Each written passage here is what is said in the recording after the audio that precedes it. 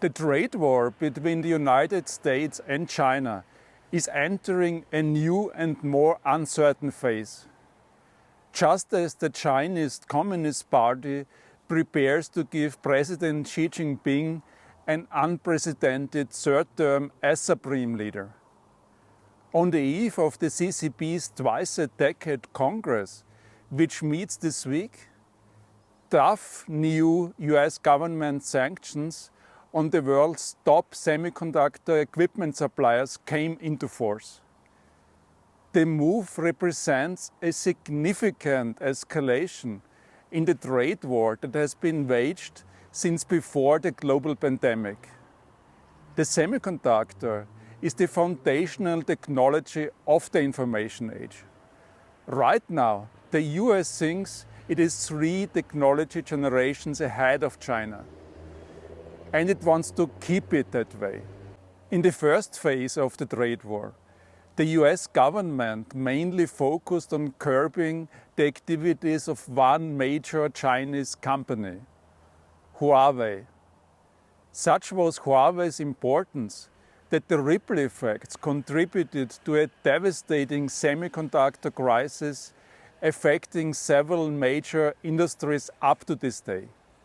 Now the US is, as Paul Krugman noted in the New York Times, attempting to hobble China's capacity to manufacture advanced semiconductors by banning the export of semiconductor equipment.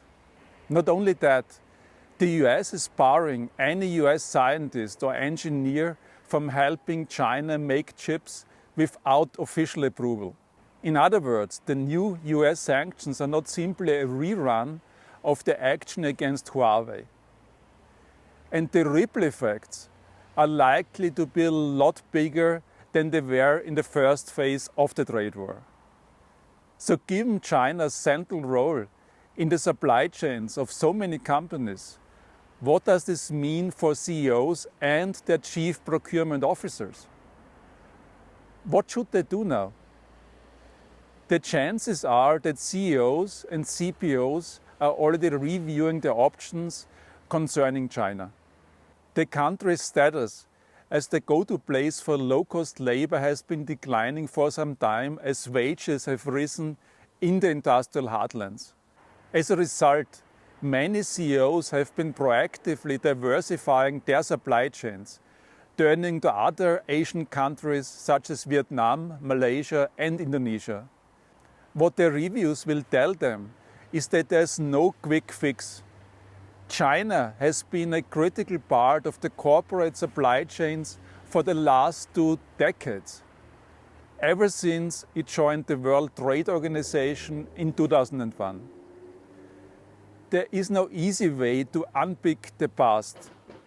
Having said this, it is clearly good common sense that CEOs start building a truly resilient supply chain, one that can withstand future shocks to the geopolitical system. How can you do this? As I explain in my new book, Profit from the Source, there are several things that they can do.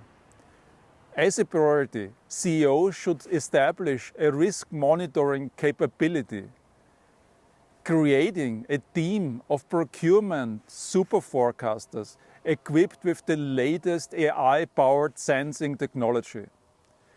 If the COVID-19 pandemic told them anything, it is that they should never again be blindsided by a perfectly predictable, if only occasional event. Then, they should de-risk their supply chain by, among other things, reviewing their own make or buy strategy, investing in digital technologies and switching manufacturing to locations at home, closer to home or closer to consumer markets. China is too big and too important to be phased out of any supply chain. Indeed, in the years ahead, it will likely become more critical as a source of innovation. It is already the world's largest producer of electric vehicle batteries. Nevertheless, the cloud of uncertainty that hangs over the country's relations with the United States means that, if they haven't already done so, CEOs must accelerate plans to de-risk their supply chain now. I'm Christian Schuh, and this has been a new segment of my channel Procurement in the Park. Thank you for watching. And if you are a first-time visitor, please hit the bell and subscribe. Bye.